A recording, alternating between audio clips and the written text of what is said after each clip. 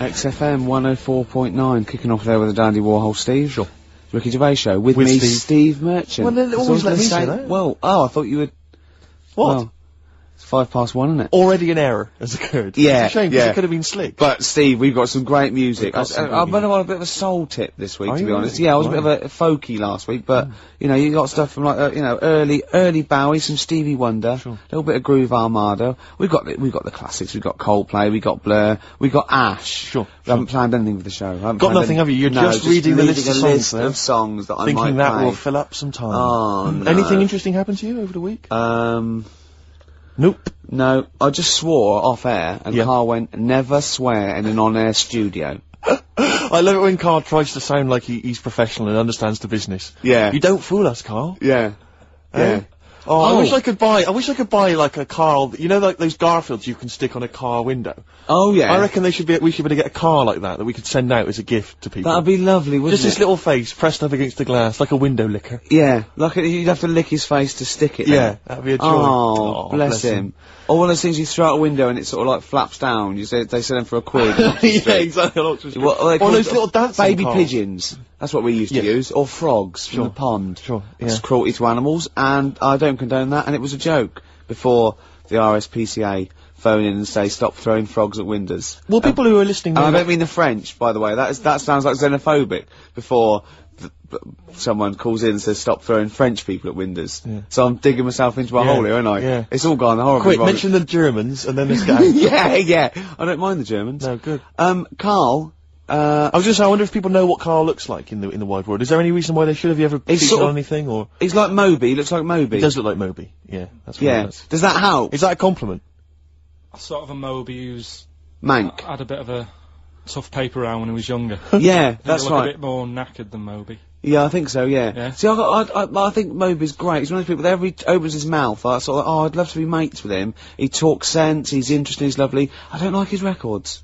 There's nothing I can do about that. If I ever become top mates with him, and after about a few years of us like driving around and having a party, I'll go, Moby, I've never liked anything you've ever done.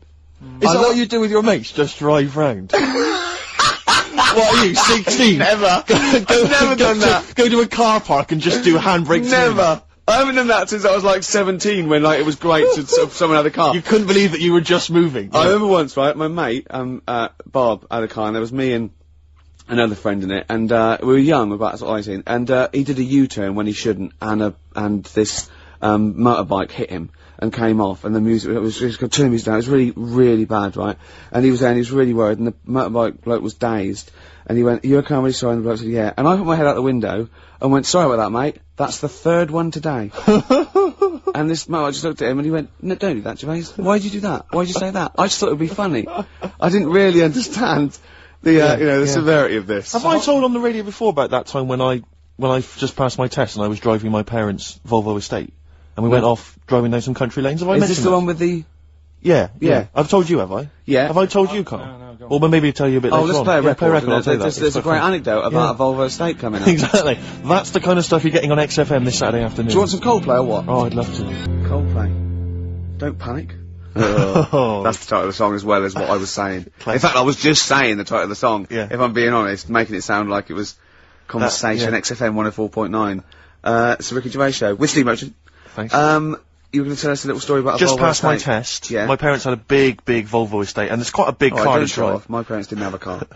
But I know you don't drive cars, Rick, but it's quite a big car to drive if you've just passed your test. It's safe though, isn't it? It is very safe, that was the thing. Yeah. And, I come from, the West Country, obviously, there's quite a lot of windy lanes down there. You're joking, do you? They have cars there. Here he comes. Blimey, Karl. Learned on a tractor, automatic it was. Do you want me to tell it or not? Oh! Don't go above the accent! Oh no, I'm not worried. Oh, go on. Go on. So I went to this party. You have a go at him being from the north. Not when he's telling an anecdote. He's never told an anecdote. Oh yeah, fair point. Yeah, go on. so I went to a party, and I was quite excited because I had the car, I had the motor, and there was a chick heading down to the party that I was like, I had my eye on. And I thought, now I've got a car, and going to the party, it's gonna be amazing, right? And various friends had said, like, can we get a lift? I thought, yeah, groovy. I'll pick up the chick as well, who was a friend of a friend. So cruising down to the party in the motor, the Volvo estate, and there's nothing sexier than that. Slipping a little bit of Billy Joel on the stereo or whatever, something classy. Exactly. And maybe it was Billy Ocean. I think maybe I was quite a Billy. Maybe it was Get Out of My Dreams, Get Into My Car. Ideally. Yeah. So I get to the party, and inevitably it was one of those house parties where the chick that I had my eye on, she kind of was chatting to other guys, and she wasn't really paying attention to me, and I was sort of... Trying hard to get, was she again? Same old story. Oh, they make me They know laugh. how to tease, don't they, the ladies? They make me laugh. Who are they kidding? So I'd follow her like a dog, from room to room. Yeah. And watch her Quite while... literally, sometimes he was barking. Yeah. And while, just watch her while she talked to other blokes. And then, obviously because I was driving, I wasn't drinking, so I was not really enjoying myself. And then somebody said, should we go and pick up Vera? And I thought, right, okay. And they went, Steve's got a car, let's all leap in there, we'll go pick up Vera. And this girl was, like, up for it as well, so I thought, brilliant, I'll be back in the car with her, away from all these lads. One guy she had her eye on, he came as well, I was a little bit annoyed. Yeah.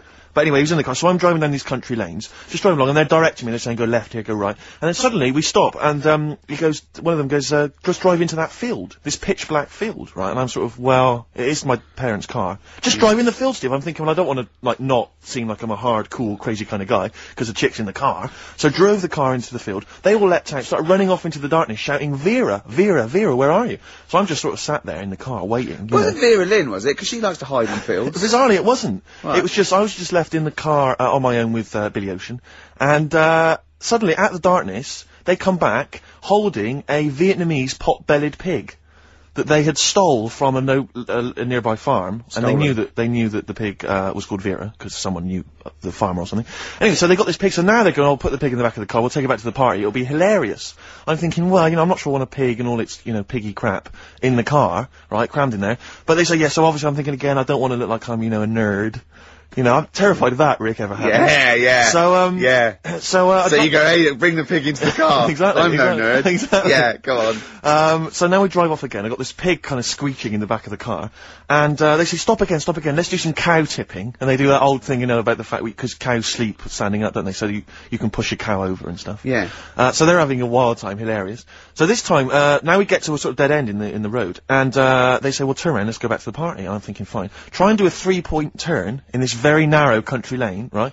Get the Volvo estate wedged horizontally across the road.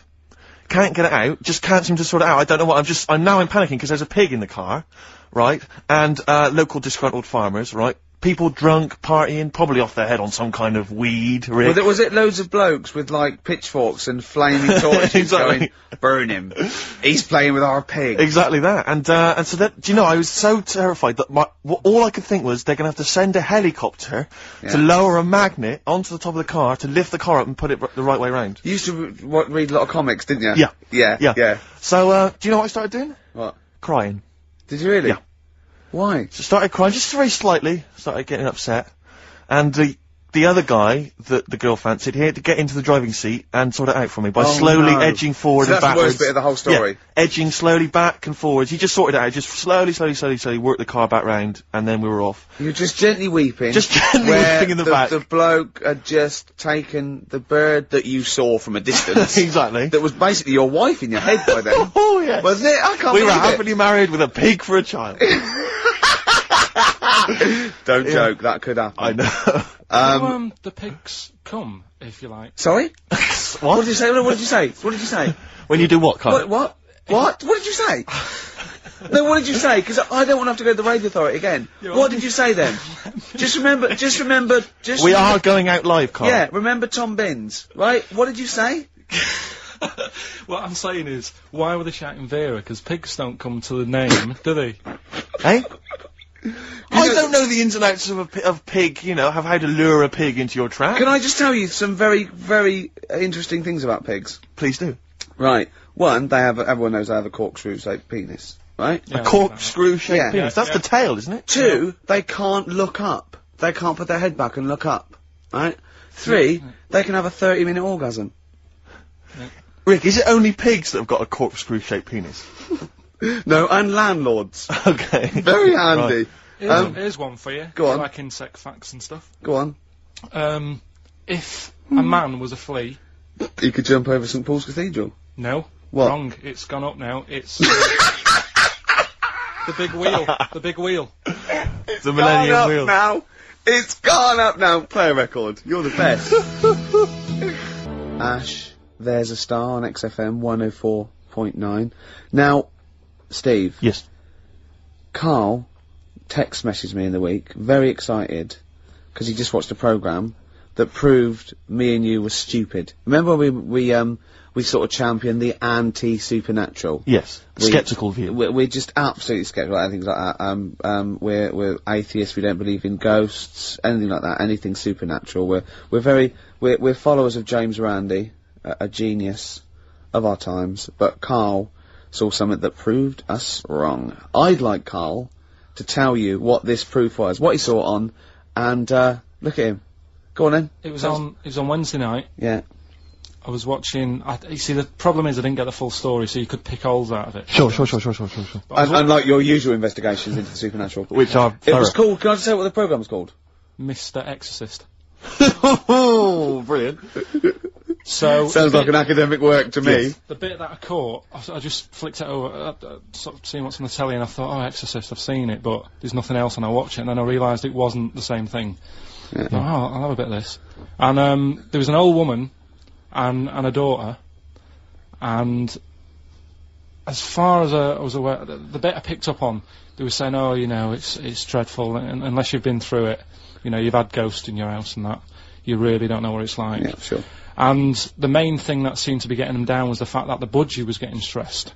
The budgie was getting stressed? Because animals can sense the other side, can't okay. Can they? Yeah. Okay. So, and how was that manifesting itself? You don't know. What was the budgie doing? I think it just wasn't happy. Right. Did it explain that to people, or no, how did it express that? Budgies are known for being chirpy, aren't they? I see, and it wasn't chirpy. You know, it normally swings on its little perch and that. And just depressed, because it was possessed. It was just sat around in its pyjamas. So No, come on, Steve, come on, Steve, you're making this a mockery. So the budgie was depressed because he could sense the ghost. Yeah, and then, this guy, this Mr. Exorcist came round. Was that his name? Yeah. Okay. Was he a priest or something? Yeah, he might have been. Yeah. Like did he have like a black coat with a little white collar? That's usually the... He had his coat on, so you couldn't tell. No, sure. Okay. But, so he came round and he sort of did his thing. Yeah. And then was he trying to exorcise the budgie? No, the ghost. House. Right, so it wasn't that the budgie had a demon or anything. No. Okay. No, this wasn't a possession, was it? This was a straightforward... It wasn't a poltergeist or anything, it was just a... Well, a haunted house. Yeah, but that's the thing he was saying. He was saying you can have, like, your ghouls and that aren't that bad, that aren't going to cause you any problems. Yeah. But obviously the budgie, they've got weak hearts and that, haven't they? And sure. So anyway, basically, he sorted it out, did whatever he did. And the next shot you see is like the budgie making a noise and swinging it's over the moon again. And the old woman was like happy because she couldn't believe that, yeah. And that the priest didn't come in and go, well, you should feed that bird. Give it a bit of millet. It was happy. It goes, right. No, see you later. No. It was a... budgies are... my mum's got a budgie.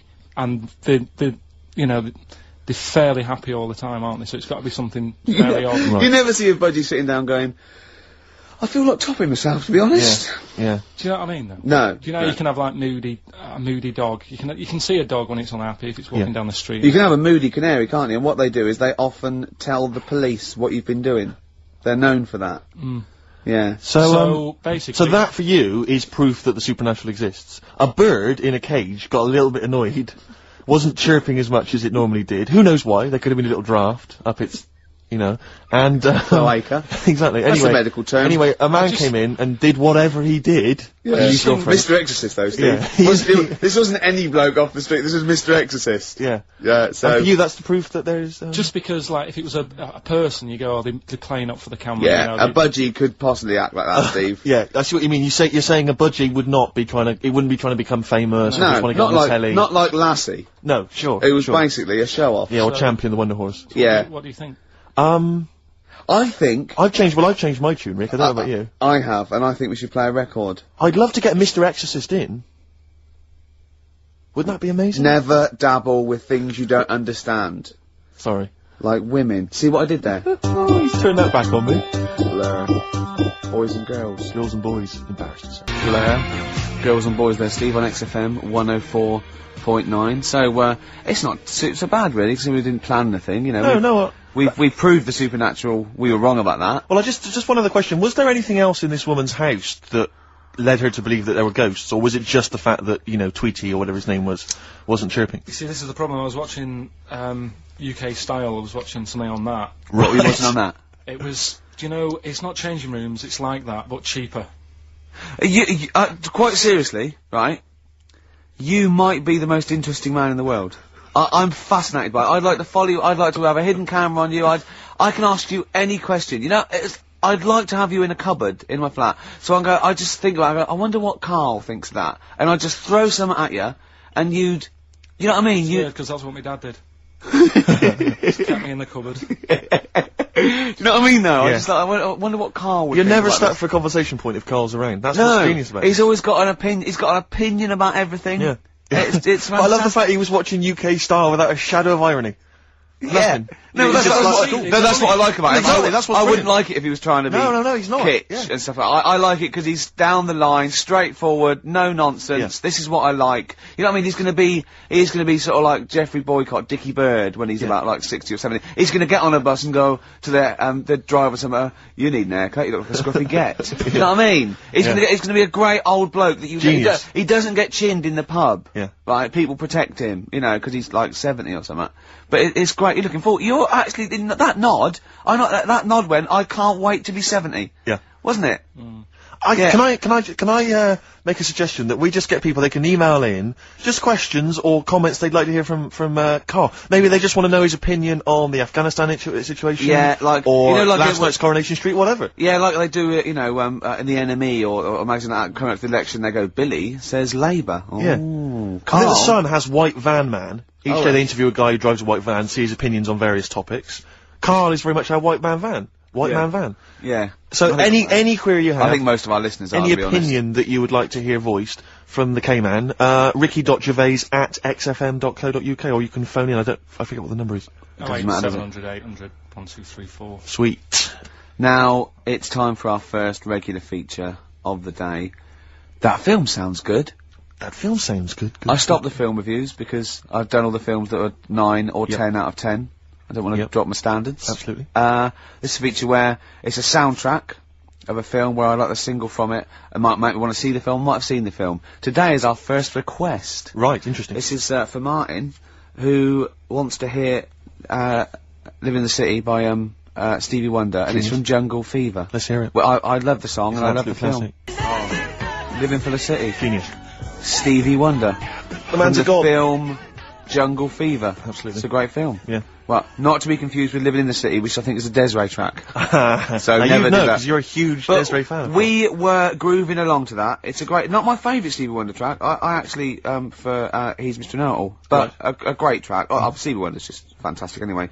And during that, we just had heads down, we just like, you know, just enjoying the moment. We said, turn it up, didn't we? We liked it. Karl, just halfway through, just looking at me, he's got a driving licence. Yep. I went, what? He went, he's got a driving licence. I went, he went, yeah, just for his own land. I went, you don't need a driving licence for your own land. He went, you might be right. He said, who else is blind? I remember hearing something. It was someone famous Right. who shouldn't have a driving licence. Well, And they have. And I'm sure a lot of it's people. I'm sure it was someone who's blind. But you're right, it's a bit of an odd one. isn't it? No, but don't forget, this hasn't just happened, this is in your head. So you can't say that and go, isn't that weird? How did that happen? It's in your head, don't forget at the moment. There is no proof There's no proof of that. You can't say something and then go, isn't that strange? You said it. Oh. Do you know what I mean? We didn't just see something happen out the window. Yeah, you know, do you see what I'm saying? What's in your head and what happened and all that? What are you thinking? I'm just thinking, who's that other fella? Ray Charles. Ray Charles. Yeah. Why would he have a driving licence? He's blind as well. I think it's the blind thing we've got a problem with. It's the idea of people who are blind driving cars that's maybe made us question that. I mean, Stevie may have a driving licence. I very much doubt that he's passed his test. No. He probably hasn't even... I mean, he could have done the theory one, maybe. But that's touchscreen. And until Labradors actually are allowed on the Queen's Highway, exactly. I don't think we'll see many blind people driving cars. I might be wrong. You might be, mightn't you? Oh, we hadn't thought of that. Yeah. Oh, yes, you might be wrong. Could well be well, wrong. there's a start. I fancy a bit of Ed Hardcore about now. Well, Rick, you've embarrassed yourself because his name's Harcourt. Yeah. Yeah. Just play the song, Carl. Just mop up this ugly mess.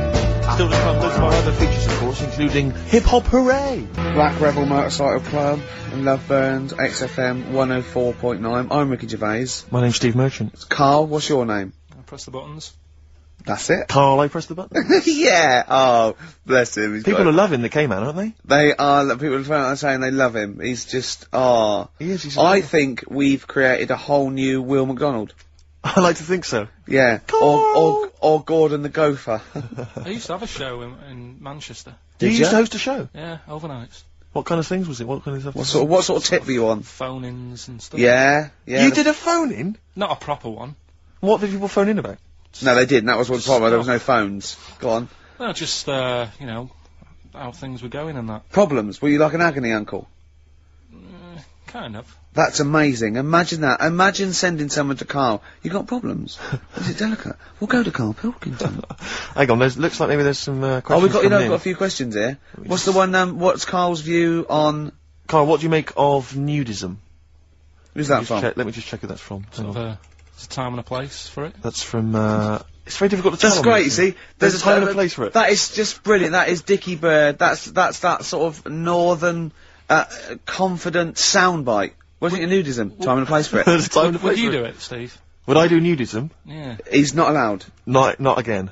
No, Yeah. It's not nice, is it, really? No, it's not with Steve. He's not allowed on any National Trust land doing it because he's caused the death of millions of starlings. That's true. There was something on BBC Choice the other night. It's a really short show. I haven't seen it before. Like an odd it's court thing. not a bloke eating cup of soup and then another short show like maybe someone cleaning their teeth with Colgate and then the really short show. What was it? Go on. No, what it was about this old fella who he's into nudism, and he was saying he's done all right. Does he play volleyball a lot? He said he's done all right out of it because there's not many blokes who are willing to go nude for modelling and that, and he's about 70, so it's not. Is there much cry for that, do you think? Is there much demand for a 70-year-old nude? He's doing alright for it. Sure. Good luck. And the odd thing was, you see, he had a corkscrew penis. he was just like walking around on a main road in like a seaside town. And right. yeah, and cars would... See, that's not nudism, is it? That's mental illness. Yeah, he's just a bit div. Yeah. Yeah. Yeah. So I tell you, one of your favourite programmes, isn't one of your favourite programmes just that one with the hot air balloon? And it's Yeah, adventures. you love that, don't It just you? goes, it's like Oh, in you love Sydney, that. sometimes then it's at a carnival. His favourite programme when he was little, he used to watch it for hours, was that little girl by a blackboard with two toys. Yeah. He used to love that, didn't you? enjoyed that, didn't you? Right, listen, here's something else I learnt in the week, and we can use this if you want to give away the Incubus tickets. Go on. There's a Oh, programme there's some tickets to give away later. I'll tell you what it is later. Go on, Carl. Who? I don't know. We'll save it. It's a surprise. Go on, Carl. Oh, have I ruined it? No, go on. Crack on, mate, crack on. Yeah, there was a programme about the body. Sure. And what is it, right? Barbie doll. Why couldn't that be real? Yes.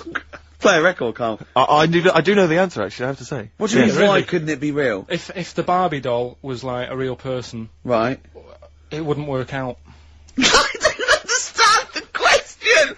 If you do, this is what worries me. I do understand the Don't question. say- Why do you understand it? Because it's one of those facts which I've heard in the past, but...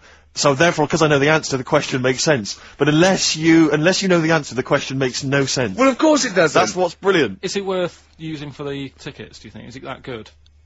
It's not a real question, Carl. I don't It think is. it can really. It can't be a real Why? question. Well, because it's like one of those things about, a man went into a field and died. Why? You have to ask a question, you go, because his parents didn't know, but, well, I've got a million explanations. Okay, she'd be hollow. Do you know what I mean? No, he's right, actually. It is too vague. Why don't you give the answer, and then you'll understand what your question meant. What was the answer?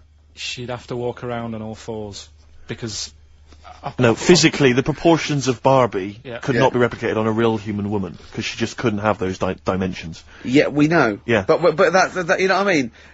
Yeah, same goes for Fred Flintstone. Do you know what I mean? His head's half his body. It's a cartoon. Right. Don't have a go at Carl. He's the K-man. People love him. Sorry. God, they're going to alienate yourself. I'd like some hip-hop, Steve, seriously. Just laying into I'd like some hip-hop, Steve. We'll come up with a question. We're giving away some Incubus tickets later. Look forward to that. Yeah. It's time for hip-hop hooray! This is from, hooray. Ooh, hey, ooh.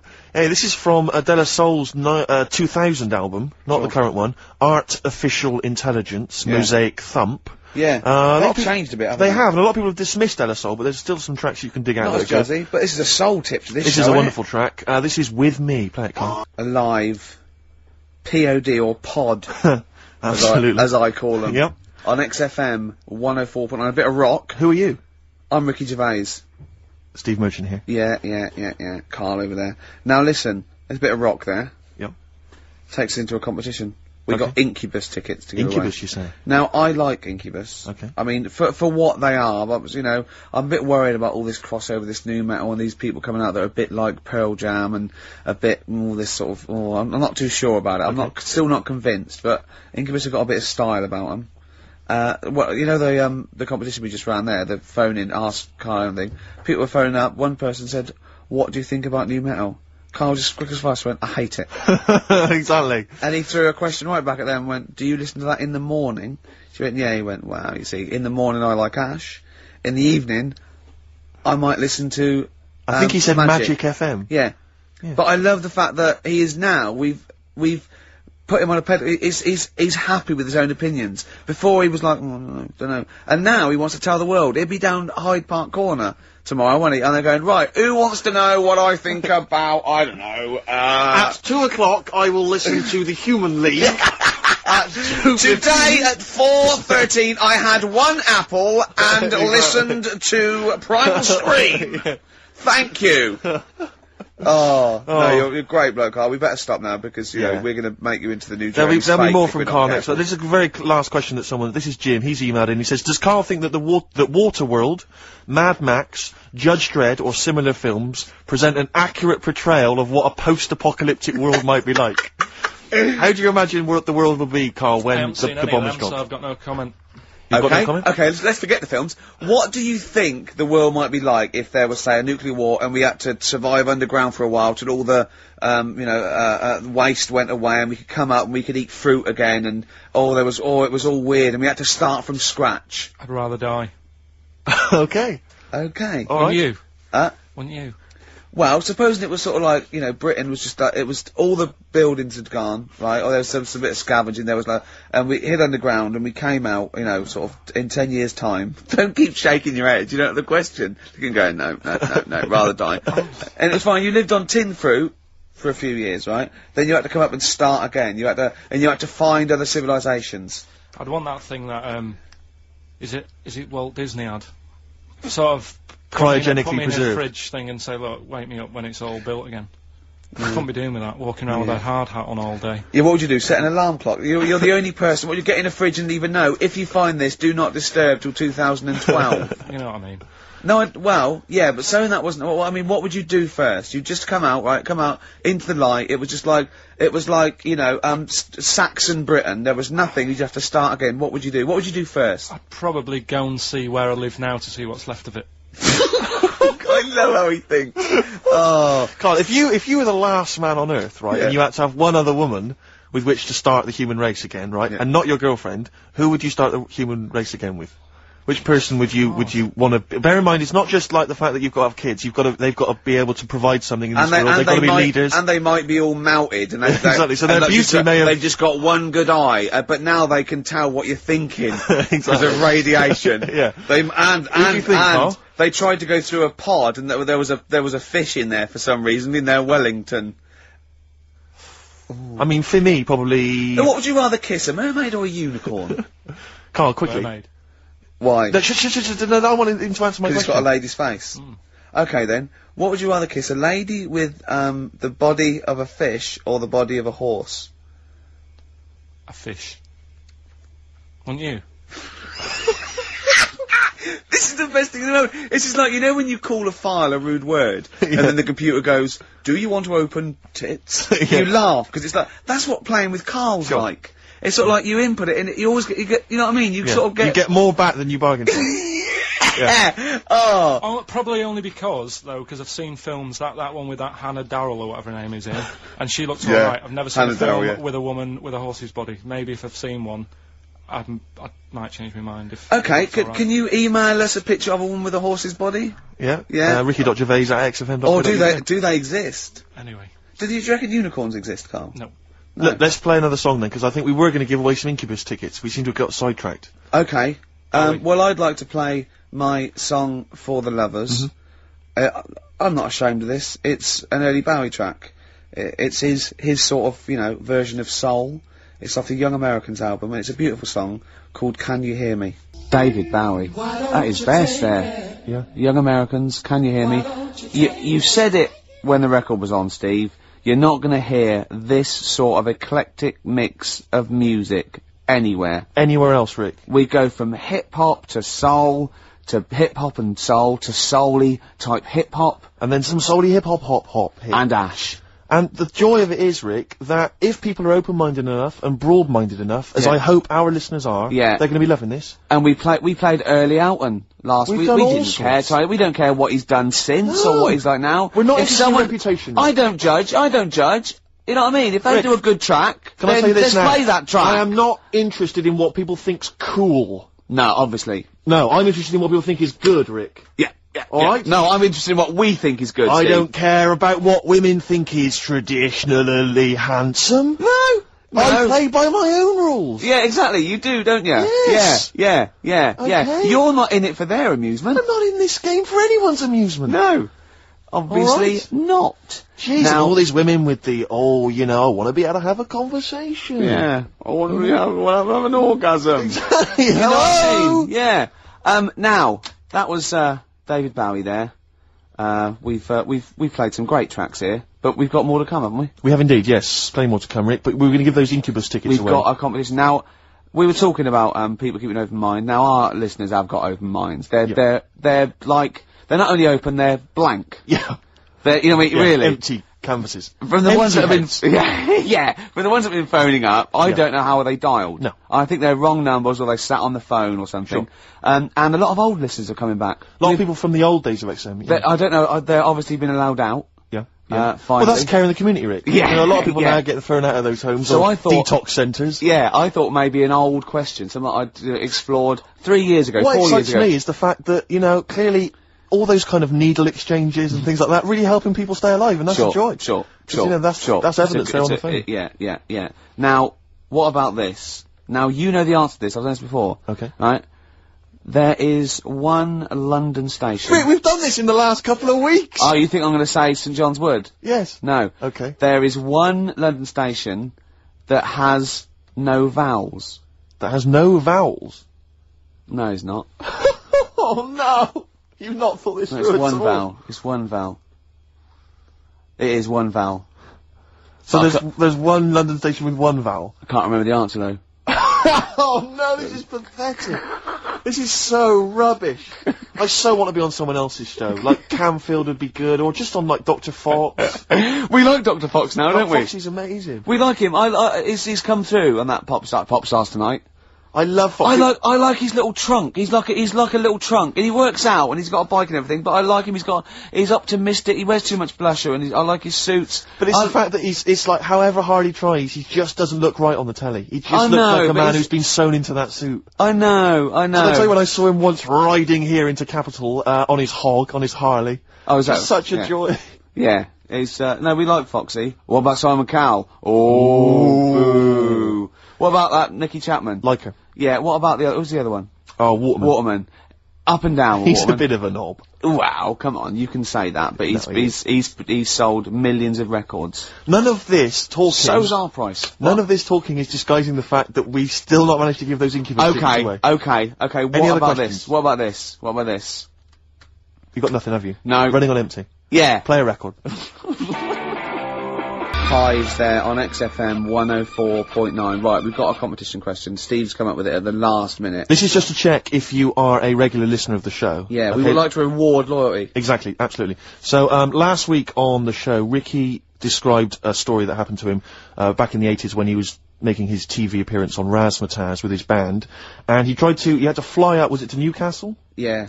And, he tried to get on a plane, and a pop act of the 80s tried to help Ricky sneak aboard an aeroplane. But failed. But they failed to do it. At the height of their powers. And they were at the height of their powers. What was the name of that outfit? Should we put them on the line? Absolutely, let's hear Well, it. There's the people there already. This is to win Incubus tickets. Please do not be mental. Don't be mental or swear or say anything libelous or nasty. Yeah. Just be nice. You won't win if you're not. Go on. Hello? Hi, who's that? Oh, I've got my headphones on, haven't I? Put your headphones on, Rick. I'll just keep her talking. Oh, no. Hey, how's it going? Hello? Okay, hello. Hi. There. What's your name? Lindsay. Lindsay. Where are you calling from? Clapham Junction. And do you know the answer? I do. Okay. Is it Bucks Fizz? It was indeed Bucks Fizz. It was the Fizz. It was indeed the Fizz. Well Do you like Incubus? Yeah. Right. Right. Oh, yeah, you see, if I was interrogating you, I'd go, you hesitated. Yeah. There's so many people phoning up who are desperate for these Incubus tickets. Please don't make They us are give them to rightfully, you. no, to be fair, they're rightfully yours. Right, I tell you what, I'll have a T-shirt if you give them the tickets. Okay, is that just any old T-shirt, or No. Can we send her a T-shirt? Carl's nodding. you Right, think we can send you a T-shirt? Right, we'll get you a T-shirt. How are you going to do that then, Carl? Because you've got to take her name and everything now. You keep talking a minute. Yeah. This is pathetic. This This is wouldn't amazing, happen isn't with Dr. Fox. He'd have it all Foxy planned. wouldn't do this. Can I say as well, it's bank, the train station with one vowel. Yeah, but there's loads, aren't there? He hasn't thought it through. Bo as well, there's many. Listen, Carl, make a note of her number. It can't have been that. I can't remember it. What was it? I remember I tried it the last time I tried it. I This is think a shambles. and I couldn't work out. Then there was wrong answers. I remember Aldwych came up. Maybe it's Aldwych. What's Carl doing now? Who's he talking to? I don't, he's talking to her, but what? Say again? Look, quick, let's think of something, come on. Hello, are you still on this line?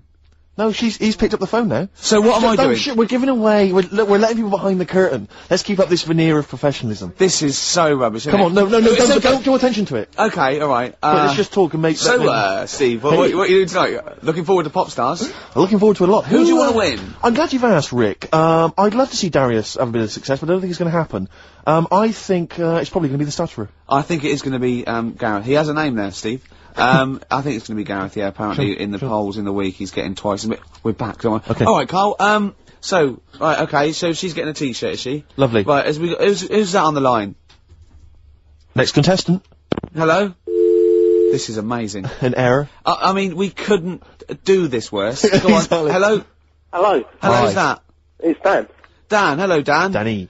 Alright, So, mate. do you want to go to Incubus? I'd love to, man. Okay, hold on, this is pointless, because he's just heard he's heard the answer. Yeah, definitely Bucks Fizz. This is mad, we didn't think this through! No, but let's be honest, he wouldn't have been on the line if he didn't know the answer. Are you cheating? No. Dan, he said he's not cheating. This is fail-safe. That's fail This is our rigorous, I can't believe this. Dan, you're going to Incubus. Oh, cheers, man. Well That's done. blinding. Well done. Oh. Nice one. Thanks for listening. Cheers. Cheers. Carl, what do we have to do? Do we just hang up, or what happens? No, you play a song and...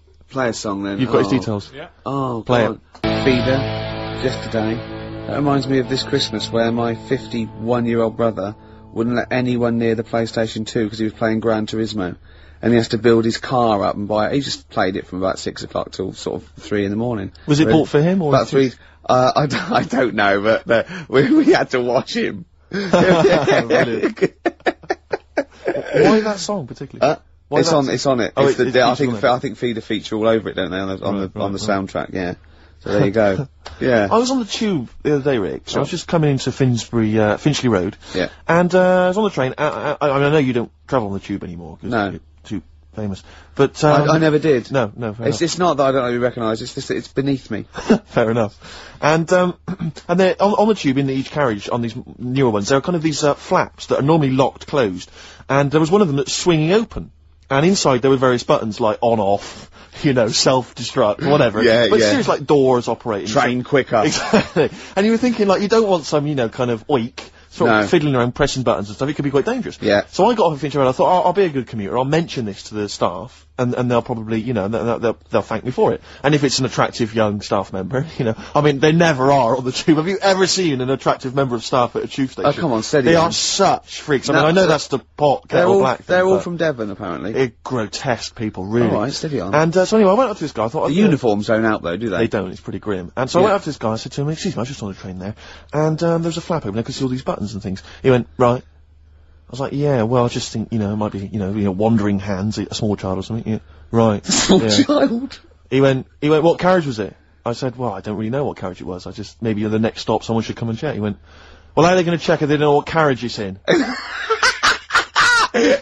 And at that point, I just wanted to smack him in the face. I just thought, you know, I'm in a hurry, I've got no reason, there's no gain for me about telling this. It's not going to help me out in any way, not financially, nothing. I'm just trying to help you out, and that's your attitude. And I was absolutely livid. I'm getting so intolerant in my old age. I can't stand it. Bad service, bad attitude, just, it drives me mad. It makes my blood boil, and Livid. I was one time, right, I was down in the centre of town. This was after some of the big explosions, the IRA had, you know, various things. And everyone was on kind of bomb alert, very nervous, very scared. And, there was a sort of a bag in the street, you know, this was the centre of London or whatever, and my friends and I were a bit edgy, but a bit nervous. And we're outside this pub, and we saw the bag, and we thought maybe we should sort of we'll tell the landlord from that. So we told the landlord, right, and he came out, and he looked at it, he thought, oh, you're right, lads, it does look a bit shifty. And this is what he did, this was his security measure, right, he was gonna call the police, but in the meantime, he picked up one of those sandwich boards that advertises what food's being served in the pub, just placed it over the top of it. Yeah. Yeah. That's fail. So that is what the bomb disposal unit use very often. Like you see them up and down Oxford Street. They're not people selling stuff. Sure. That's just they will leap on a bomb. Yeah, yeah. But I love the idea because what we did was we moved about 100 yards down the road because we thought if the bomb goes off, we want to see it. That'll be dramatic. Yeah. We don't want to get injured. But I love the idea of like a sandwich board flying off into the air and just embedding itself in someone's head. Yeah. Well, no one would be injured. Who do I sue? That sandwich board. Well, that was Ron, the landlord. Exactly. Yeah. My God, is that a Cumberland pie for £5.95? I can't believe my luck. John, I think there's something more serious. Anyway, paramedics going, I can't, 99p a pint. It's free. I'm gonna come back here. So anyway, so listen, he calls the police, right? And so after a while, about, you know, it was like 40 minutes later, and I think the police do a good job. I'm not trying to bait down on the police. I think it's a good job, and I respect the police. But, this police van turns up after about 40 minutes of waiting, right? And this guy leaps out of the van and he goes, what, you're the guys who reported this, are you? And we went, yeah. He went, right. And he looked at the bag and he picked it up, he unzipped it, and there was just some rubbish in there. He just threw it at us. He went, there's your bomb for you, and threw it at us to teach us a lesson, and then got in the van and drove off. And it was like, what lesson are you teaching us about being good citizens? You presumably reported him, did you? Well, of course we're not. What's going to happen? You know, it's not. Do you know what I think? I think he thought it was a bomb. Right. And he was trying to blow you up to teach you a lesson. Well, possibly. That's bad. That is really bad. It just winds me right up, stuff like that. Once, right, me and Bill, we had sort of, it was like 1983, and we had like extensions and cut off t-shirts and jeans and sexy. Yeah, you know, like makeup, neuromantic. And we were just eating chips on a corner, right? And it was a Saturday, so I assume it was like football patrol, about 12 police, and they sort of slowed down and looked at us, and he wound the window down, and the bloke driving shouted, "You look like a couple of prats." Bill turned to me and went, "Is that an offence?" And I remember wanting to laugh at the joke, but thinking, that's annoying. Yeah, of course. That isn't. They were right. Well, yeah, but they were right. It's not really a police issue, I don't think. Someone called into HQ that morning. Guys, if you see anyone looks a bit, the fashion police. We've heard there's a bit of a to-do. Apparently a couple of prats are walking round. Yeah. We need someone to go on fashion police patrol. Send in Lawrence Llewellyn Bowen. Oh dear. But, you know, we respect the police. Yeah, I'm not having a go. It's just those few that give them a bad name, really. Yeah, exactly. High five for it. Hey, I think the boys in blue do a good job. They do, and so the firemen. Yeah, especially firemen. I remember once, this is really embarrassing, this is the arrogance of youth, right? In a hall of residence, every time someone did toast, the fire alarms went off. I remember once it was like 2 in the morning and we all had to go outside and it was just toast set off thing, but it was linked, and about 8 fire engines turned up, and they're all coming in, right, and I said, oh, this is so embarrassing, why am I telling this? Go on. I just went, there's enough of you. God! And the fireman said, he just went, shut your mouth, mate. Yeah. And I thought, Oh God, he's right. It's one of those things you remember 10 years later. Yeah, that's a horrible thing. What I know, but I want you to publicly apologise to the fire brigade. I'm so sorry. I'm so sorry. Because I never did stuff like that. Oh, that is twatish. I was too busy saying, can I try on your helmet? Oh dear. Oh, we better play another song, play a haven't we? Oh, this is a great track. This is Groove Armada. It's from the album Goodbye Country, Hello Nightclub. It's the opening track. It's all called Sun Toucher. I think you'll like this, Steve. Well, I'm looking forward to it. Groove Armada there, and Sun Toucher. Do you like that? I didn't mind it, actually. I didn't realise you were a Groove Armada dance music fan. Well, no, Jane played that with me today. I hadn't heard that before, but I loved it immediately. Oh, it's great. It's like a soundtrack mixed with a little bit of Sure. hip hop, and it's all like a big mix. A big melting pot. Yeah. I just wish that's what the world was, Rick, So do where I. we could So do I. just, So do you know, I. everyone Yeah. could live in harmony. I wish it was an onion. Oh, if only the world were a great big onion. Yeah. Oh, well, maybe one day. Well, this is nearly the end of the show. Absolutely. It's been Ricky Gervais on XFM 104.9 with Karl. And, it's been a great show, and, I've just, there's been some laughter, there's been some tears, there's been some jokes, there's been some political satire. I'd like to think so. But, above all, there's been some chat with friends. And there's been some bloody great music, let's not forget that. I don't think we need to swear at this time. It's late juncture. Yeah, because you make yourself look a cock, and me look a twat. And true, Karl look like a complete... Song for ladies. Rarely do you get a chance to play on a radio station. 7 wanker. 7 minutes worth of Led Zeppelin. But screw it, I thought that, Hey. it's the end of the show, we don't give a damn. It's Be an amazing careful song. with the language. Screw, damn and bloody. Do not a sermon make. Rick, it's a beautiful song. If you're not a Zeppelin fan, stick with it. It's not roaring rock as you'd expect. The Rain song from Houses of the Holy. See you next time. See you later. Hives there on XFM 104.9. I'm Ricky Gervais. Steve Merchant. It's with you. Oh yeah. Yeah. Sentences and all It's that. just using the Well, you traditional pointed, English but you language. put me off. You pointed to yourself, and I just said Steve Merchant. You know what we do that every week. You introduce me. You Yeah. say with me and I go Steve Merchant. No, yeah. So no, it's a catchphrase that everyone's waiting to hear it. No, but usually I go Ricky Gervais and you go with Steve Merchant, but this time you pointed to you, so I said it. But I didn't say it, it caught me off guard, so I didn't use the sentence. Oh, I don't like the way you sit, right? I've read medically that if you're slouching like that, can you try and describe how you're sat? But you've got the kind of have you ever seen that picture of when John Lennon was off his head on Smack recording Let It Be, and he was lying on the floor at Abbey Road? That's basically what Ricky looks like now. Chest pains, I'm scared. It's not good for you, that. Look at you can't breathe properly in the diaphragm, so you're gonna speak badly. Listen, I was trying to speak medical stuff there. I was trying to run into trouble. Anyway, Rick, what are the words to Wham Rap? Now, what are the words to I don't remember Wham Rap. What the hell's got into you? Hey, sucker. No, there's nothing you can do. Brilliant. I look forward to a forthcoming revival of your music career. Yeah. Rick, I had some devastating news last night. Go on. You know when I left you, I was off to buy a PlayStation 2? Yeah. I was totally in the mood for Or it. a PS2, as he said. Yeah. Which confused him, Grandad. Anyway, so, I think I went in, like, some electrical stop on, Oxford Street. Yeah. And, The thing I'll just say, the thing about Steve is, I wouldn't say he's mean. He hates that. He's careful, right? And he will spend days to get £1 off. Rick, 2.5 hours I walked round last night. I swear to God, I was walking to different shops, right? I went from Oxford Street to Piccadilly Circus, back again, along the length of Oxford Street, back again, all over the place, right? I realised I basically couldn't get a better deal than about 240 quid, right? For a console and a game. So I ended up in Virgin Megastore, I bought a, Auto Grand Theft 3 or whatever, and a PlayStation and a memory card or whatever.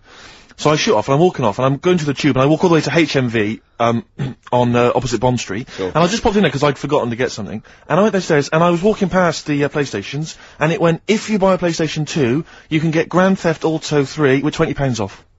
Oh. I was absolutely devastated. What did you do? I crumbled. I didn't know what to do. I was thinking of taking it back to Virgin Megastore, going, it's faulty. Well, how can it be faulty? You haven't even got it home yet. Oh, I can tell. No, I didn't mean to buy this, though. What did you buy? keyboard. Exactly. So the problem is, when I get it back and I wire it up and that, all I can see is the cars are racing around the track. All I'm thinking is, it's like one of those cartoons when a really hungry bloke could just see his mate as like a big chicken. All I could see on the TV was just a £20 note just floating. It was an absolute night. I'm just devastated by it. 20 quid, I could have bought like another cheap game for that. We went, did I tell you this? Rick, would you give me £20 and then I'll shut up about it? yeah, we went to the casino once, a group of us, and I lost about 100 quid. And, it was a, you know, great, it was someone's birthday. I think it was Jane's birthday. And Steve, after 3 hours of gambling, had lost the £20 he got out to play with, right? I was going, you're really gutted, aren't you? He just went, have you any idea how much cheese I could get for £20? Yeah. Cold meats. Yeah. For £20, and there it is again last night. £20. I'm robbed of £20. Literally, they've taken it from my hand. Yeah. The HMV people. I they've can't believe taken it. that and they've. I'm gonna try and away. think of some things to cheer you up. Should we play some songs? Avalanche is there. Frontier Psychiatrist. I never enjoy any record where I think I or a 4-year-old could have made it. Do you know what I mean? It's just like, it's cheating. It's musical cheating. Yeah, I'm not a big fan of that one. We won't play that again then. Alright? Okay. That's done. Yeah. Alright? Nice. Shake on it. Yeah. Lovely. XFM 104.9. Kiss on it. Kiss on it, touch on it. Carl came in this morning and he said he was soaking wet because obviously it's miserable out. And actually, if you're thinking of leaving the house today and thus missing the show, do not leave because it's miserable out. It's like a weather report as well. We play music, we've got chat, we've got little jokes, don't we? But Carl came and it's raining. He said he was soaking wet. Yeah. I said to him, Rick would want you to do it. I want you to do it. Yeah. Just take your clothes off. Pop them over there. But do you know what? And he wouldn't. And he said I was going to do it, but I knew you'd say that. But when you left us in the kitchen when he was making coffee, he went, yeah, Steve said if you're wet, take your trousers off. And I thought, hold on, Ricky's not here. What's he up to? Little thoughts. No, I was talking on behalf of Rick. I phoned him up. I said, he's wet. What shall I suggest? Well, I said, well, I was in his ear. He had earpiece and I was going, tell him it's bad for him. Yeah. And I could hear him go, it's bad for you. And you go, well, no, I go, no, tell him it could. Rheumatism. Yeah. It could lead to rheumatism. Take him off. Carl, speak. No one's heard your voice today. Come on, Carl. He doesn't want to. No, I know he doesn't. We won't talk to you much. But go on. It's just nice to say hello to you. Yeah. Right. I think people quite like they tune to in know you're here. You. Yeah. We've had some fan mail. I like his little face, his little Moby. I drew a picture of him in the week, just doodling, and he got really insulted. Did he? Why did you get insulted? Because it wasn't very good. I looked like Ian Camfield, like.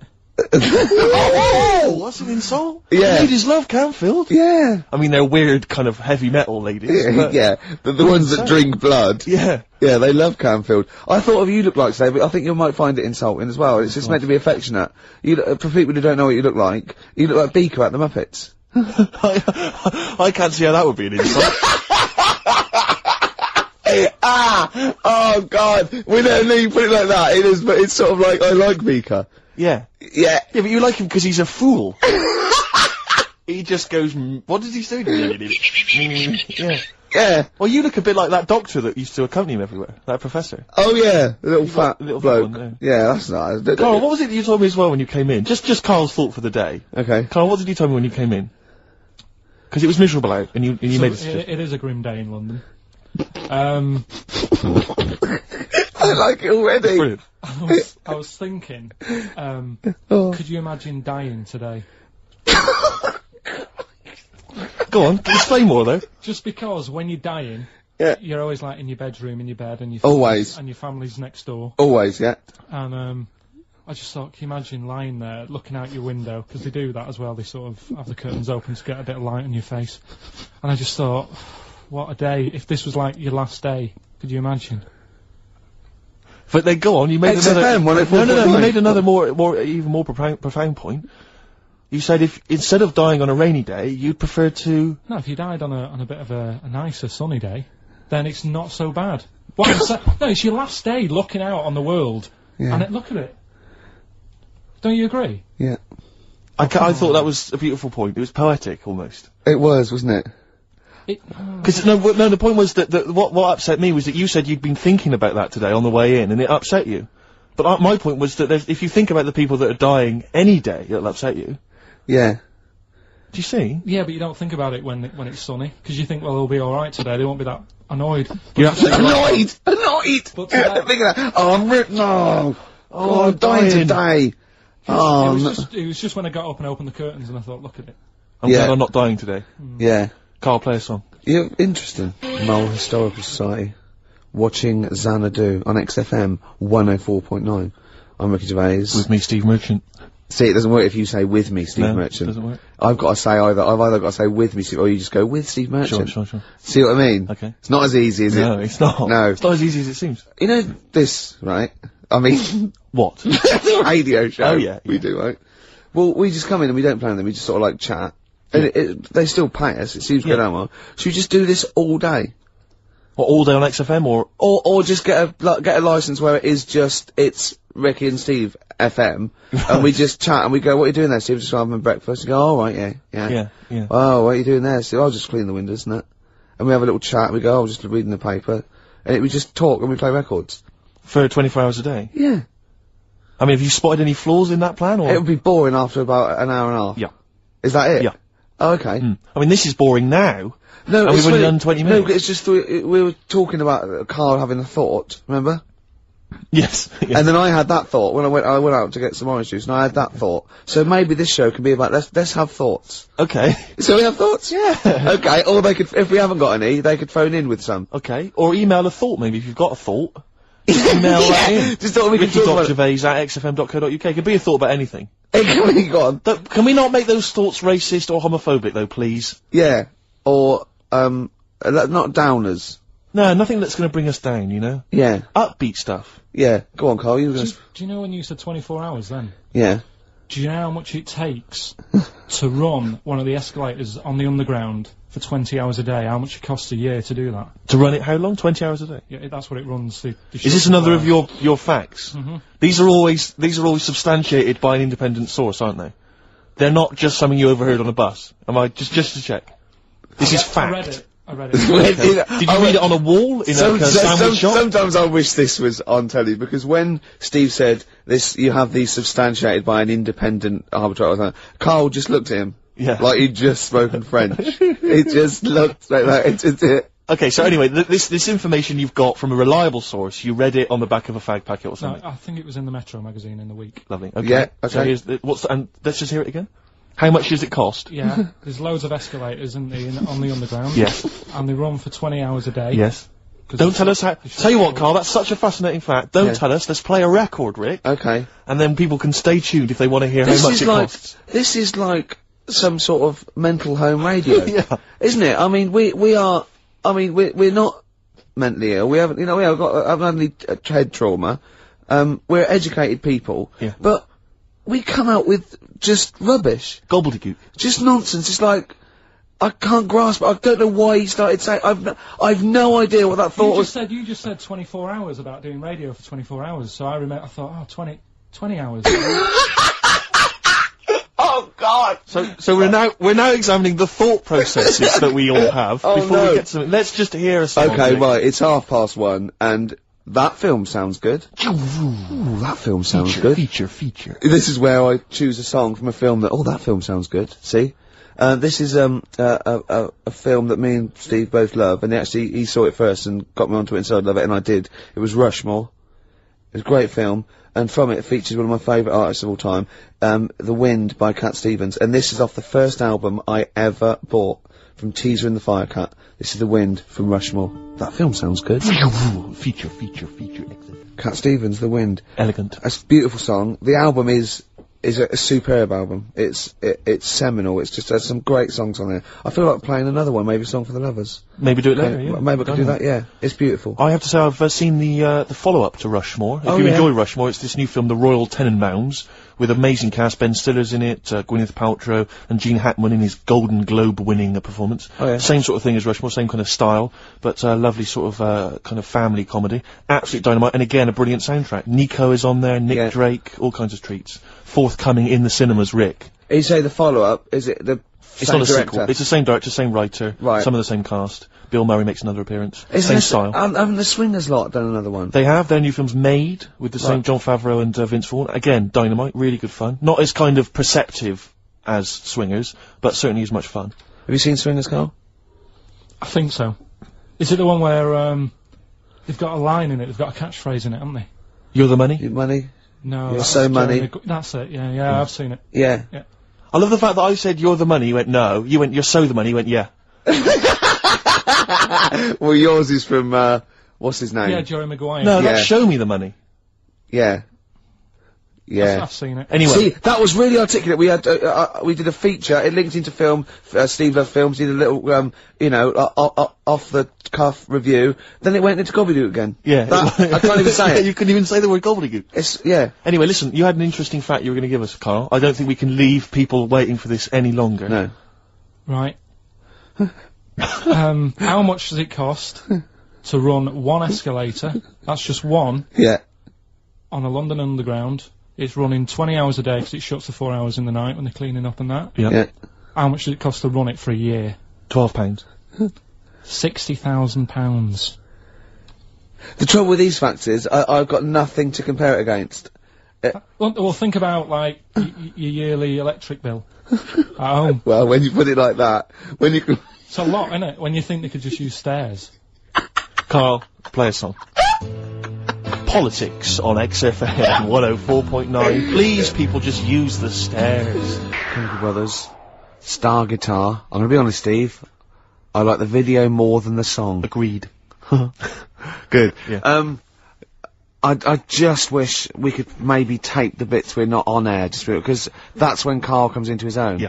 He just said to me, I don't know what I was doing, I was sort of like pottering around, dancing around, doing something annoying probably, and he just looked at me, I looked around, he was looking at me, and I looked back, and he went, have you ever used a Y-front properly? Genius. It's a great question, because the answer's definitely no. Definitely no. Does anyone use their Y-front properly? And by that, I mean, get your winky out of the little, sort of, slot provided, as opposed to, like, put it to one side or pull them down or whatever. Has anyone used a Y-front properly? I don't think I've ever done it. I don't think I've ever done it. I've never seen anyone in a toilet doing it, Rick. You should be looking. I wish I hadn't said that. I caught ya. Really? Yeah. That's actually how you prove people are gay. Yeah. You get them into this conversation. Yeah. Yeah, it's a trap. Yeah, it's a trap. It was the trap. Yeah. I I'm thought not that gay, was by the, the way. Yeah. You didn't prove I was gay, I double bluffed you. Because I knew the old gay trick. I thought it was the old gay lord say no thing. That is another method. Yeah, That there's innumerable methods of doing it. That's how Oscar Wilde was caught. Yeah. Yeah. What happened there? Well, the judge went to him, did you see that film last night? Gaylord say no, and he went no, and they went take him away. Yeah. Take him down to the cells. Yeah, take him to Reading. It is true. Well, true. It originated in America. yeah. So many of these things do. It's Yeah. a brilliant point, Carl. I'd like to hear from anyone listening who's, and I mean, well, they'll just lie, wouldn't they, I suppose? Yeah. I don't even use, sort of flies. No? Usually. I sort of pull my Y-front, my sort of tracksuit. So that's why I wear sort of like elasticated waistbands all the time. Exactly. Just sort of Speed. Yeah. Yeah, you got to get in there with the minimum of effort. Yeah, and out. Sure. Often I won't shake. No, oh no. To my detriment, because it often leaks out a little bit later, doesn't it? Ever been out on a date with a girl where it's just trickled down your leg and you wish it hadn't, and you're thinking, what if she gets my trousers off later? She might smell or see it. What? What? I don't know. I don't know what I said there. Right. Rick, I had for Christmas something which I think might excite you and interest you, because I know you're obsessed and interested by facts. Yeah. Don't fiddle with the microphone. Well, I was just looking at what it was underneath it. Stop, listen to what I'm saying! I know, no, listen, let me explain. People could hear you moving the microphone. Could they? Yeah, I can hear it in my headphones. You know, it's the little pop shield that goes over the mic. Yeah. I was gonna see what way the mic was facing, so I just had a Who look. cares? No one's interested. Leave it. Carl will tell you if there's a problem. Alright. Why am I talking like that? So this is a book, it's just facts and trivia. It's edited by Sir Isaac Asimov, who I think's dead. So I don't know when my parents bought this book. I assume it's sort of from a second-hand shop or something. Right. It's quite long, but I got it for Christmas. I keep meaning to bring it in, because generally the facts are quite sensible in here. And I like to think if Isaac's been involved, they're probably substantiated. It's not like, kind of just this nonsense on the web. I think that this is probably... Or crucial. up in Greg's the Baker's that Carl Exactly. gets most of his facts from. The ancient Egyptians trained baboons to wait on tables. Carl, fascinated. Brilliant. That's fantastic. But what my point about that is, why did they stop? Yeah. It's a genius idea. Was Would you it- not want to go to a restaurant where they had baboons serving? No, I'll tell you what Depends on happened. few. It might have been like the Planet of the Apes, and they sort of rebelled. One of them could talk. One of them could take his order. And one day went, do you want fries with that? And the bloke got really annoyed and said to answer him back. And then there was some sort of rebellion. Right. Yeah. The Planet of the Apes isn't true, is it? It's not. just a film. It's not a documentary. Right. Okay. I wonder, because what I like the idea of having baboons is the fact that I reckon they're like I have difficulty, and I'm sure you do, Carl, like working out that sort of 10%, you know, on a bill. Yeah. I reckon baboons would find that particularly hard. I reckon you could get away with under-tipping them all the time. Yeah, exactly. Just not leaving enough and just legging it. Exactly. They go away and you go, sucker. Yeah, exactly. So I'd love to see some baboon restaurants. If there's any restaurateurs out there, could I if you do go to a restaurant and you're waiting on those, please don't order the banana daiquiri, because it comes half-eaten. They can't help their little selves. They really can't. They're okay with, like, you know, beef and steak and chips and all that. But there's a little bit. I go, do you want? Can you imagine that? The baboons serving at waiting tables. It's genius. Just stop to think about that. It's absolutely incredible. Yeah. It's absolutely dynamite. Yeah. See, zoos would be a lot more popular if that was like the canteen. You could go. If they were serving tickets to two. Exactly. One child row. Okay, go through there. But I think they should do other things, like in the Flintstones, they used to mix cement in that bird's kind of pelican, yeah. We should start doing that again. Because that also happened in ancient times. Yeah, exactly. According to the Flintstones. Before they had proper cement mixers, that's what they did. That was how they did it. Definitely, Just animal facts. I remembered one in the week. Go on. There was, do you know them two gay American men who have tigers?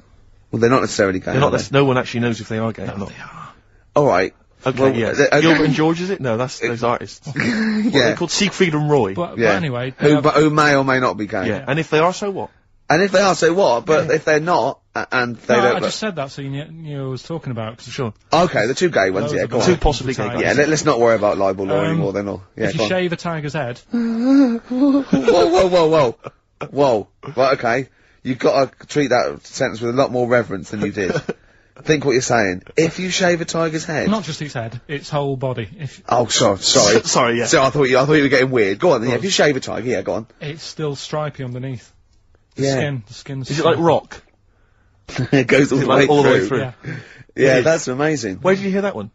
I remembered that, like, I was watching... Was that a drunk just shouting it in the street? I shaved a tiger and it's still stripy, get out of here. Yeah. I must make a note of that, thinks Carl. Yeah, that's an interesting fact. Well, you know a polar bear? Polar bear's skin is actually black, and its fur is transparent, not white, and it gives the illusion. So it gets all the radiation possible from the sun, but it's still camouflaged. I didn't understand that, Rick. Sorry, you lost me. If its skin's black, a polar bear's skin is black, and its fur is translucent, and its fur is translucent. So why is it white when we? Well, it's just because the light hits it and the sun reflects on it. Yeah, and it makes it look white. Yeah, so if you look at each individual hair, it's actually translucent. So at night it would be black. Well, everything is. Is it? Yeah. Oh, not bright stuff, Rick. You've embarrassed yourself. Play a record. Oh, I know all about animals and stuff. Do you, Rick? P-O-D. Bit of pod there. Alive. That's grown on me. Yeah, it's not bad. You know, it rocks. I mean, we've got to give it that. I will certainly give it that, Rick. Yeah, XFM 104.9. Ricky Gervais. With me, Steve Merchant. So more from the facts and trivia book. Edited, as I say, by Sir Isaac Asimov, so not just overheard on the tube or by a drunk. Well, he might have overheard him on a tube by a drunk. And just put him in a book. Yes. Listen to the whole fact here before you make any judgments. Okay. Sauerkraut was renamed Liberty Cabbage by Americans during World War I. Sure. In their denunciation of all things German, some Americans actually kicked Dachshunds. Oh, the little dogs? Yeah. Little German dogs, just give them a kicking. Because they were German. Or they were derived from Germany. I don't know if they got to like a small sort of French village and just said, bring out your Dachshunds. Why, what are you going to do to them? Nothing. Give them a little bit of food or something. You're not going to kick them, are you? Got some milk. 'Cause I've heard about you Americans. No. Just bring out that little sausage dog. You say it aggressively. You said that aggressively, like... Well, no, bring out the little sausage dog. Okay. Well, you're not going to hurt it, though. Of course I'm not. If you hurt it now, it's like, it's against the Geneva Convention and I'm not everything. going to kick it. Well, I didn't even bring up kicking. I didn't even mention kicking, so why have you done that? That's... I don't know. Well, I haven't got a Datsun. Oh. Sacre bleu. Yeah. Sorry. That thing down my trousers is just a baguette. Yeah. Do you remember that, Carl? Do you remember Dynamite that? fact. Baguettes were invented by Napoleon so he could carry them down his leg. We just find there's one more here that I thought might, I know that there's a lot of those kind of amusing laws and stuff, antiquated laws and that on the web and things, but again, it's Asimov. I'm thinking it's true. City Ordinance number 352 in Pacific Grove, California, makes it a misdemeanor to kill or threaten a butterfly. Threaten? Yeah, you can't even threaten a butterfly. So it goes... Don't even look at it aggressively. Yeah, butterfly comes down, I go, what are you looking at? I go, nothing. Yeah. And he goes, Judge! What? Yeah. Bloke looking at me with a net. I wasn't doing anything, You know what, I'm fishing. But see, the thing about that is, a lot of the kind of, sort of the wilder butterflies from the wrong side of the tracks, they're just going to take advantage of it. They're going to cruise around, they're going to be playing loud music, abusing old people. They're untouchable. And they're going to go, have you got a problem with that? Exactly, you go, and no. you're going to go, no. No, it's fine, go about your business. No. Butterflies there, Rick, in California, running amok. Yeah. Should repeat it. Yeah. No then, there's another one that I think you'll be a fan of. Oh, it might take me a while to find it. Maybe we should play a track. Oh, wow, that takes us nicely. That's a lovely link. That thing about you said about playing a track. Keep going. This is Song for the Lovers, and I've chosen a great track here, by Lloyd Cole. Oft forgotten, but a great singer-songwriter. And this is one of his, best songs, I think. In fact, I think Sandy Shaw covered it in the mid-80s when she had a little bit of that resurgence. It's, Are You Ready to Be Heartbroken? And it's, Song for the Lovers. Lovely tune. Enjoy. Are You Ready to Be Heartbroken? Actually, Lloyd Cole with his Commotions. That was done with, and, I love it. Beautiful. Cheers. Facts and trivia, the last one, Rick. Go on. This is a sobering lesson for us all. Go on. At the Pan American Exposition in Buffalo in 1901, President William McKinley received a line of citizens, shaking hands with each. In the line was a man with a handkerchief covering one hand.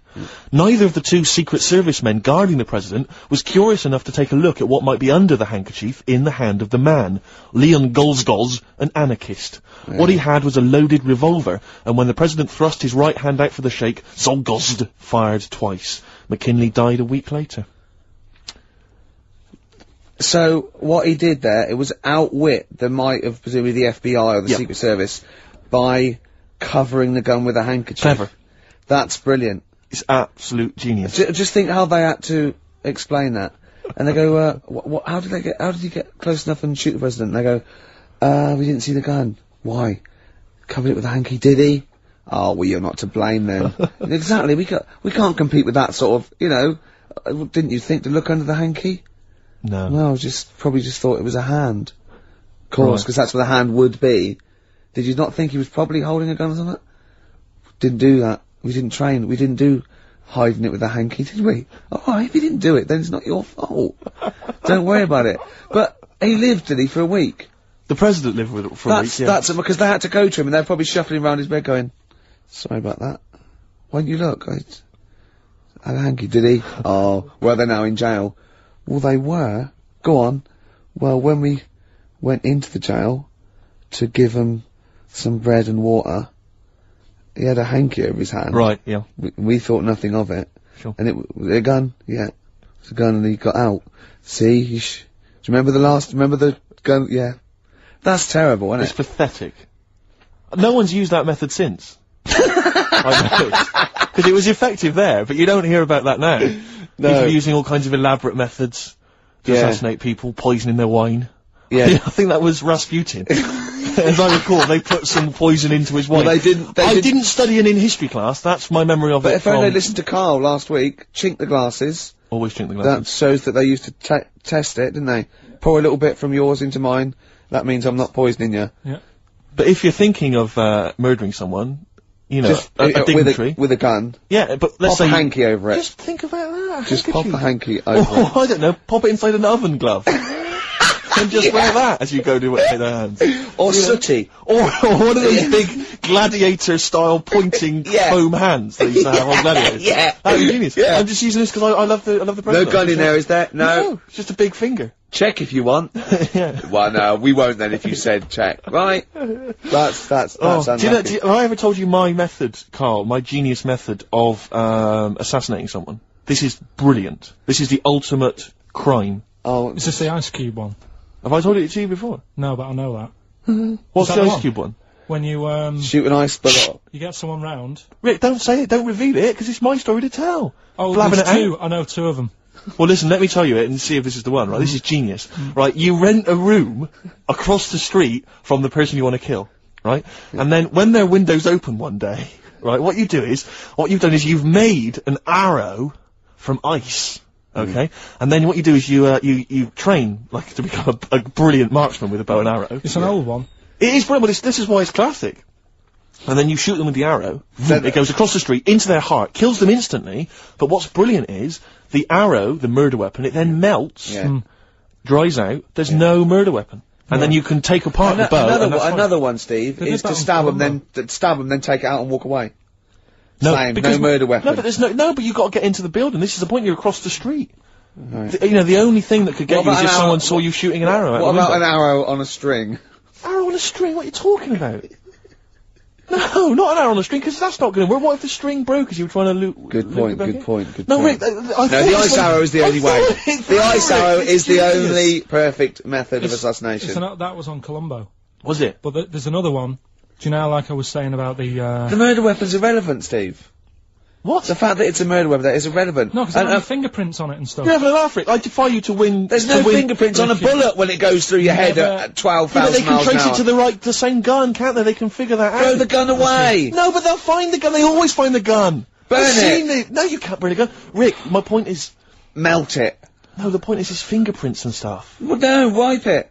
Rick, you never try and kill someone. Wear gloves. They'll catch up with you. They'll always catch up with you. Will they? Oh, I won't then. The ice arrow is the only way. No, the ice arrow. I bet that was the one case that Colombo didn't solve. That's one of them. The other one is, do you know I was saying the other week about the drinks and you chink your glasses and stuff? Yeah. A way around that, put the poison in the ice cube. You quickly have a swig before it's melted, and they'll go, that's alright, I can drink that, it's not dangerous. Just say, oh, I'm gonna show you some pictures or something. Let the ice cube melt, the poison goes in the drink, you say, oh, knock that back. Yeah. You look thirsty, they'll have it, they'll die. Genius. That is good. Carl, you and I, man, we're like criminal masterminds. Yeah. What happens when they find the poison in the body and go, well, he was at Carl's house drinking, it might have been... You'd have legged it. Oh, yeah. He'd have been off with his missus and like £30,000 or whatever it was. Yeah. Wouldn't it? Yeah. So that's perfect as well, is it? That is the perfect crime, Rick. So it's, hold on, are all perfect crimes to do with ice? Pretty much. Roots, manoeuvre, witness. We were talking earlier about people who use Americanisms like they've used it all their life, and it's our pet hate, isn't it? Really, like just people who say, "Oh, DJ, look, the risk of sounding a little bit, butt licky." Butt licky. What's that? Never heard that. Butt. Don't say butt. Yeah. I heard someone say he was on my ass. Oh. He was on my ass. Yeah. I've never... What? I'll tell you what almost annoys me almost as much as that. There was a guy I used to know who'd pretend, and this guy was like, he'd never done anything wrong in his life. He had no street cred whatsoever. And I was driving along with him once, back from somewhere, and a police car just pulled out and was just following us along the road, because police cars sometimes do. Not following us, just happened to be driving in the same direction. And he went, hey, up the pigs, watch it. like what? I'm supposed to think, what, you've done some crime? Yeah. You're part of Grand Theft Auto 3, and I better be careful, because you've got some knocked out, off gear in the back. Yeah. You'll watch it, the bloody pigs. Or a dead... Just play it cool, a made man that you've just killed in the boot. Nonsense, and I just was so annoyed with that kind of pretending to have street cred. I know, I remember once, right, an American came to our school, and we were all about 13 and 14, and he was like, you had to be his friend. And it was like people vying for his attention, because he was sort of like this cool American bloke, right? And, he was like good at sports, straight, he's always, it's just great. And, I remember someone saying like tube, a toothpaste, and he laughed, said tube. And I go, well, what is it? They said, it's tube, right? And people go, no, it's tube, right? And they, it's tube, right? And I went, I say tube. He went, and they sort of looked at me, and they just thought, you liar. I just went, no, I say, let me think, no, I say tube. Oh. When you're a kid, like, any American you ever meet is the coolest thing. It doesn't matter if it's a huge fat bloke wearing Bermuda shorts and a camera on his neck. It's cool because they speak with an American accent. Well, that is cool. And they say being a huge fat bloke in Bermuda shorts is cool. Sure. Yeah. That's what you keep telling yourself. Yeah. I'm growing into that look, says Rick. 41. The Canadian tourist look. Absolutely. But no, so anything, sidewalk. Yeah. I mean, if I could say, like when I was sort of 14, if I could have said sidewalk, fender, I always wanted to go into a sandwich shop and just order something on rye. I want to be one of those 80-year-old, sort of Yiddish blokes. Those, sort of like old vaudeville Jewish guys, that, they sit in diners and talk, like Walter Matthau talks. Right, like that. I wanna grow into that, a long coat, and I'll go, ish. Oy vey. Yeah, maybe I'll start. Yeah. Well, convert to Judaism initially. Yeah. Be your first port of call, and then just tour the vaudevillian, circuit. Yeah. In the Catskills. What of am I, America. some kind of schmuck? Yeah. Something like that. What do you, Carl, would you like to be American? No, not at all. Really? Got me nerves. When I was in, Get on my nerves! The whole nation there. when I was in Barbados at Christmas. Oh, name drop. Right. Yeah. There's loads of them there, because that's... Was that when you were doing a bit of extra sort of waiting? Because you were sort of, your girlfriend was cleaning rooms, wasn't she? Went there for Christmas, and, there's loads of them there, because that's like really close to America. That's like Blackpool is to Manchester type. It's thing. exactly like that. So I think that's the analogy a lot of Americans use. So, but I think they call it the tropical Blackpool. but they were going on. That's only all the brochures, I'm sure. Right. Yeah. And serious now, but Yeah, they were going on about the September 11th thing. Yeah. But they call it the. Of course, this is American. Of course, Brilliant. the 9/11. The 9/11. That's what they call it. Really? Oh, that's awful. That is, so it's like people who say 24/7. Yeah. Well, I'm working Americans my say ass that. off 24/7. Well, Americans that say Yeah. that. Well, they're allowed though. Oh, Americans are. Yeah. I'm talking about an English person who might say it. Yeah. Fool. Yeah, no, that's terrible. Yeah. Do that American accent again? Yeah, of course. The 9/11. Where are you from? What? Can we Which part of America is that? That's how they sounded in Barbados. Sure. Sure. But Can you Carl, do any other impression? but Carl doesn't. I very much doubt that Carl likes newfangled countries like America. Yeah. He doesn't like London. No, true. So he's not gonna Have you been like. to America? Yeah. Did you enjoy it? Went to Florida. No, they got me again. Got on your nerves? Yeah. Went for some food. Yeah. And it was the last few days. I didn't take much money with me, and we were in Florida, and we were hungry, and we went for some steak, and we had our dinner and that, and I think it's their equivalent to the Angus Steakhouse. Yeah. Right. And sat down, had the steak, and that's huge, big portions. But anyway, we didn't have much money left, and we had like another 2 days left, so we didn't leave. We didn't have much money for a tip. Do you know over there they expect it? Yeah, a big tip, yeah. So we left what we could, and I don't know what it was. It might have only been the equivalent to 60 pence. Yeah. But he didn't have to do that much. We didn't have loads of courses because we didn't have much money. So he brought us like the main course and I don't know, a couple of Diet Cokes. And anyway, left them the 60p. Yeah. On the way out, and he comes running over. Excuse me, sir, you can have this back. Because it wasn't enough. I mean, Yeah. it's outrageous. What did you say? I said, all right then. 'Cause I didn't have- well, I needed it. I mean, I thought Yeah. it was nice to leave them something, but obviously it wasn't enough, so he got us a couple of more. Is it good fun with you on holiday? I mean, do you enjoy yourself? Yeah. Do people go with you on holiday? I get bored after about 4 days. You surprise me. What do you expect out of a holiday, Carl? What do you go Sort for? of soak up some of the culture. Yeah. You liar. You liar. What did you learn about Barbados while you were there? A lot of crabs on the beach. I just imagine him sitting there with his knotted hanky on his head. I like that. Not bad. Bit of Gary Newman there. That's Richard X and Sugar Babes. Our Freaks Electric. Is that one of those things where they've taken one song and they've laid it over the top of the other? Yeah. Brilliant. It's good, no? No, it's good. I like that. Good. Yeah, it's great. Classy. Yeah, well, we're nearly done, aren't we? We are almost finished, A which is a couple shame. of great tracks. We've had a few maybe- laughs. Maybe we've had a few laughs, haven't we? Yeah, exactly. I've perked up. Yeah, you have. Yeah, You've no, lost it I- here a bit though. You feel a bit. It sounds like you're a bit down again. Well, it's, that's just 2 hours work in Okay. one long Sure. stretch. Yeah. I reckon we could do a 3-hour show now. No. No? No. Skin of the teeth sort of just... Yeah, we barely got away with this. Really? This is beginning to fall apart now. It is, isn't it? Yeah. Oh. But yeah, it's we've been had a good fun, time. though. We've had a few laughs, as I say. I just think of Carl on the beach. He said he started winding the crabs up because he got bored. He started throwing sand at them. It's like a child's experiment. When you were in California, you weren't aggravating butterflies, were you? Because that's a misdemeanor. Scary though. The weather's really freaky Where in California. is it? Yeah. In the day it's dead nice. Come 6 o'clock it goes black, and then Right. the rain comes down. It's freaky. Is that every single day, Carl, or was that just the week you were there? Every day I was there for about a week. It happened every day. So as far as you're concerned, that happens all year round. Yeah, good thing. So what you're saying is if people are booking a holiday, they should be conscious of this, because it will always happen. Californian tour. That's I think fact. it does. I think it does. But why did you start throwing sand at crabs, by the way?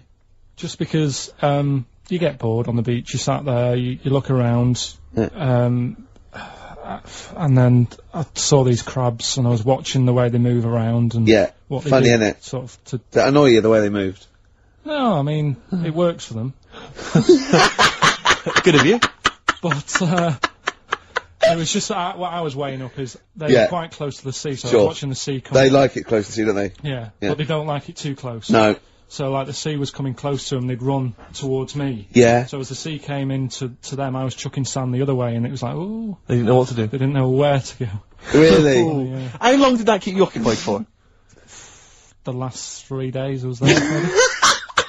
Have you ever seen, I don't know if I've described this before, do you remember a classic Paul Daniels episode where Paul is having tea with some baboons, I think? Chimps, full circle. And he's got a little box, and inside the box is a mirror. And he gives it to the chimp, and it looks in the box, and it's confused by its own reflection. It can't figure it out. So it's looking behind the box, trying to figure out, is there another monkey behind it? Yeah. It goes on like that. It's dazed and confused. It was there for weeks, just staring into it. I imagine you're a bit like that on the beach with the crabs. That's great. I think that's my analogy. Paul Daniels chimps. I kept a crab once for a week. When we went to Bognor, it was me, my mum, and my nan in an... Oh, party time. Oh, man alive. Look. You haven't lived until you've woken up to the sound at 3 o'clock in the morning of your nan having a wee in a tin bucket and echoing round a caravan. Man alive. Yeah, I was about 9. You'd brought a chick back. I was about 9, right? And I just kept a crab in a first day I in the bucket? In a... I don't know where it came from. No, I found it on the beach and I brought it back and I kept it in a little bowl in the sink. And then the last day, it started to smell a bit. And then the last day, Mum said, go and put it back. And I went and put it back. So I had a pet crab for a week. And did it die? What happened to it? No, it just got bored. Sure. It didn't do a lot. Did it start throwing sand at you? Oh. Listen, I think we better play some music because we've got a few songs to squeeze in. I just wanted to play a track. I was watching MTV the other day and I was a bit confused. Yeah, so was I. I like that. Because I saw a video for the Electric Soft Parade's Silent to the Dark. Yeah. But it was called Silent to the Dark 2. But it was the same song. It sounds like they've redone it. The video is different to the old video. I was very confused. Hopefully someone will phone in and solve it for me. Anyway, this is the original Silent to the Dark. Still a good track. Let's hear it, Carl. Silent to the Dark, the debut single by the Electric Soft Parade. I like that. Yeah. Very good. Very good choice there. Apparently discovered by XFM. Is that right, Carl? Yeah, sent a tape into Claire Sturgis. You see? Big time now. What did she do with it? And sold it. Yeah. Got a little £5 starter bag of Skag. Exactly. Oh, and the rest is history. Well, I've enjoyed myself. I have. But can I just say, we don't just muck around and do stupid things and play great music. We're also informative. And I'm going to leave London with this tip that Carl, for no reason, just told me. Do you want to do it, Carl, or shall I tell him what you just said? Rick, we haven't got much time, you better explain it. Okay. He said, you've been on the Millennium Wheel? I went, no. He went, well, if you do, here's a tip. Go when there's lots of disabled people on there. And I was up for it. I went, why?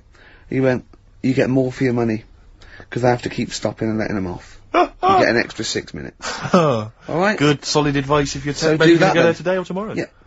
Thanks. Song for the ladies, Rick. I'll leave you with Lamb Chop. A lot of people aren't a fan of Lamb Chop for some reason. They don't like the way he sings, but this is a beautiful song. That's the reason. Up with people. See ya. Bye.